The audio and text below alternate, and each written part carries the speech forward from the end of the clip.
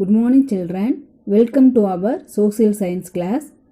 Students, last class we have seen ancient kingdom, Vijayanagara and Sola and also Kakatiya dynasty. This week we will learn about our constitution and also our fundamental right and duties.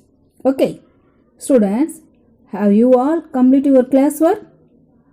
If you not complete the classwork as soon as possible, you submitted this week. Okay? Student, now take page number 101. The heading, our constitution. Okay.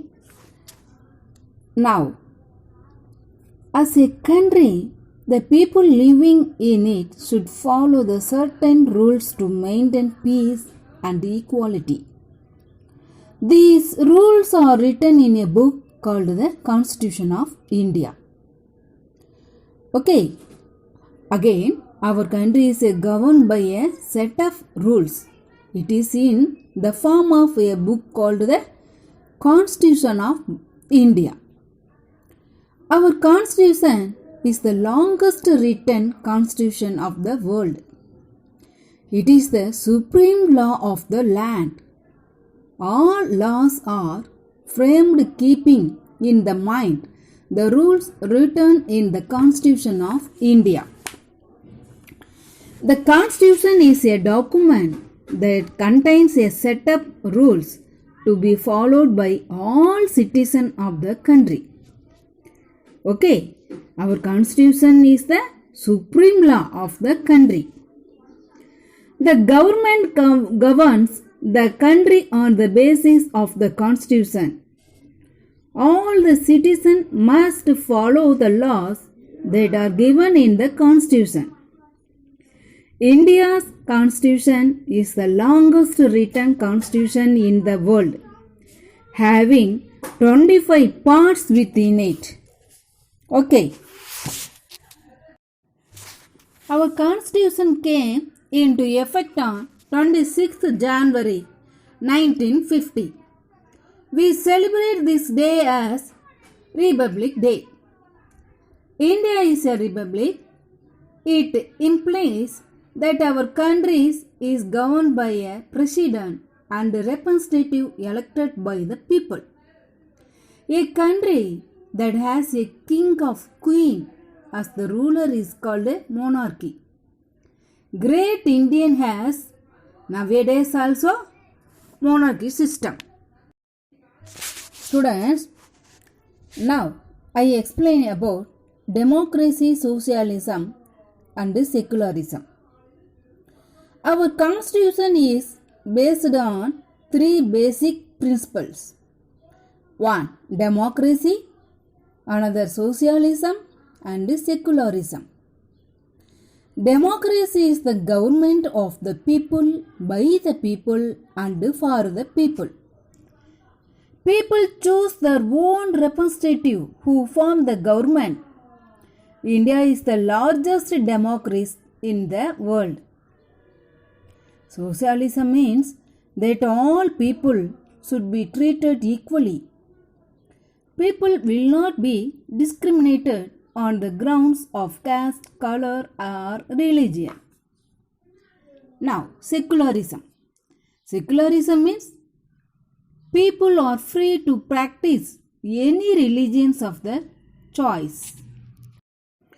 Okay, students, what is a democracy? Already told, India is the world's largest democracy and is divided into 29 states and 7 union territories. Okay, democracy. Democracy is a system of government in which all the people of a country can vote to elect the representatives.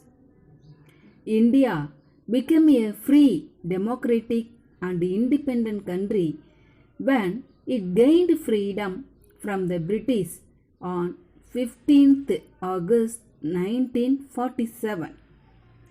When a country is formed, it needs a setup of laws for the people to follow. This is called a constitution. Dr. P.R. Ambedkar drafted the Indian Constitution.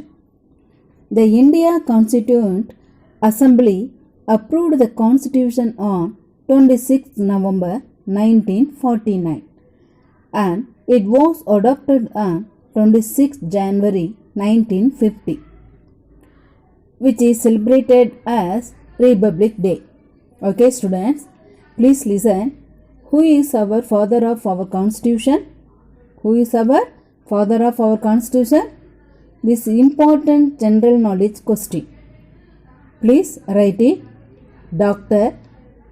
B.R. Ambedkar. Dr. B.R. Ambedkar drafted the Indian Constitution. Okay, the Dr. P.R. Ambedkar is father of our Constitution. Okay, listen. The fundamental right and duties of citizen and the directive principle of state policy are some of the important components of the Constitution. Okay, listen. Students, tomorrow you will become a national leaders. Okay, we have some duties to our nation. Let us see our fundamental duties. Okay, right and duties are like two sides of same coin. Okay, these are declared in part 4th A of the Constitution of India. The following as the fundamental duties mentioned in the Constitution of India. First duties, we must respect our Constitution, national flag and the national anthem. Okay, we must respect and follow the noble ideas which inspired us to get freedom. We must defend our country whenever required. We should remain united and maintain the spirit of brotherhood among all Indians. We should be respectful towards our culture and heritage and must preserve them. We must protect and improve our national environment, that is, water bodies, forest and wildlife. We must obey the law of the country. Again one time I explain fundamental duties. Every citizen can claim the fundamental rights in the country. Similarly, every citizen also has certain duties towards the country. We need to take up certain responsibility and give back to our country. Rights and duties go hand in hand like two sides of coins. Okay, now fundamental duties. Obey the Constitution and respect the national flag and the national anthem. We should remember to follow the value and belief based on which our freedom struggle took place and not to take our freedom for granted.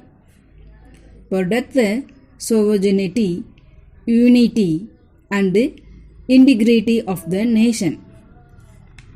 We should defend the country and serve the nation when required. We should promote harmony and a spirit of brotherhood among all the people of our country. We should preserve our rich heritage and culture. We should protect our environment including forest, lake, river and wildlife. We should develop a hunger for scientific research, a spirit of inquiry and reform. We should safeguard public property and avoid violence. We should learn more about varied subjects and excel in our personal talent for the development of the society and our country. Okay. Students, now I explain about fundamental rights. Part 3 of the Indian Constitution contains certain rights that are recognized or essential to every citizen. The basic human rights of all citizens are called fundamental rights. They are one of the important features of our Constitution and are applicable to all citizens of India regardless of caste, religion or gender. The preamble, which is an introduction to the Constitution, talks about the equality, justice and liberty of all citizens. Fundamental rights help us to achieve these. There are 6 fundamental rights in our Constitution. They are follows: right to equality, right to freedom, right against exploitation, and right to freedom of religion, right to cultural and educational freedom. Now I explain about right to equality. Right to equality is the right to be considered equal before the law. People cannot be discriminated on the basis of caste, religion or gender. Now, right to freedom. Right to freedom gives all citizens of India the right to communicate and express their opinion freely. They are allowed to live in and travel to any part of the country, practice any occupation or conduct business in any part of the country. Now, right against exploitation. The right prohibits unfair behavior towards a person. Unfair behavior includes slavery, forced labor, or begging and removal of anybody's organs. No citizen of India can be forced to do any work against his will. According to this fundamental right, the children below the age of 14 should not be forced to work. But unfortunately, there are 12.6 million children considered as child laborer in India. They work in household, on the street, in factories and in shop. Now, right to freedom of religion. India is a country where people of different religion live together. It is a home for Hindus, Muslims, Sikhs, Christian, Buddhists and many more religions. According to the Constitution, India is a secular country, which means every citizen of India has the right to practice and religions are his or her choice. Now, right to cultural and educational freedom. In India, there is a great diversity in language and culture.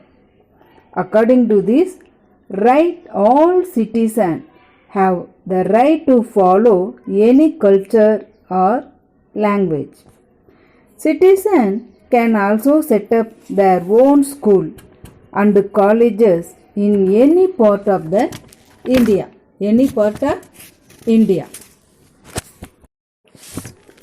Now, right to seek justice or constitutional remedies. In the fundamental right are taken away from any citizen. The citizen has the right to appeal to the court. A citizen can seek justice from the court of law when deprived of fundamental right and freedom. Now, directive principles of state policy. Directive principle of state policy is an important feature of our constitution. They are mentioned in part 4 of our constitution.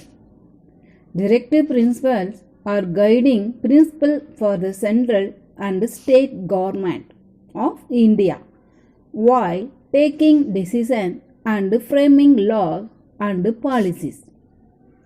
It is the duty of the government to follow the directive principles for the well-being of the society and the country. Some example: equal pay for equal work for both men and women, safeguarding the forest and wildlife of the country, promoting cottage and village industries in rural areas, promoting international peace and security. Now, features of the directive principle of state policy. What? Features of the directive principle of the state policy. The significant aspect of the directive principle are as follows.